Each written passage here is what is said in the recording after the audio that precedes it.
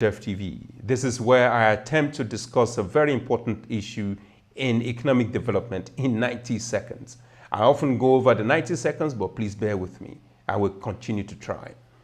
Today's is a pause and reflect, and this pause and reflect was triggered by a webinar that I attended. And in the webinar, we're discussing the supply and the demand side of private sector investment in refugee settlements. And the discussion in the webinar and the discussion that we often have in various forums in economic development programs, it's around the extent to which we can support private sector to invest in these communities. So the level of support is where the focus is, as opposed to the viability of the investment that we're trying to promote. So private sector appears, especially the private sector actors that are around refugee settlements, or that we are trying to bring into refugee settlements, appears to have lost the art of investment analysis, the analysis that's required to make an investment decision. And this investment is not just financial returns. It's about the growth and the potential life of that investment in that community. Now, the feasibility of an investment is very different from the viability of the investment. This doesn't appear to be a concern for private sector actors coming into the refugee settlement. And this is because donor programs have created this level of dependency for these private sector actors.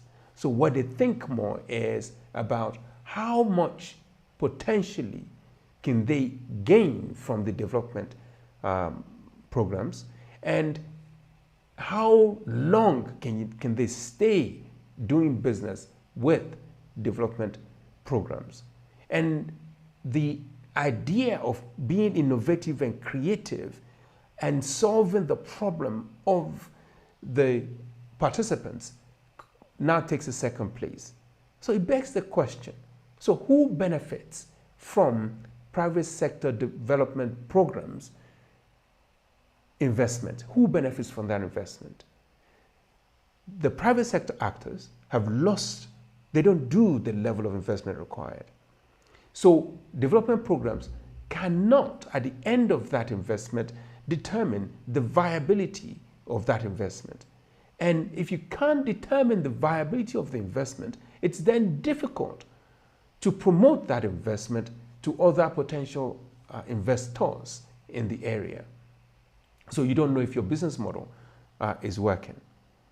But for me, what it means is that we really have to rethink the way we do private sector engagement and the way we invest in business models. We have to take a step back and act like venture capitalists. That has to be the way to move this forward, so we can begin to create business models that would encourage crowding in of these private sector actors in the communities we want them to be in. Please, these are just my opinion, and leave yours in the comment section below. I'll appreciate if we can discuss this. Thank you very much. See you next time.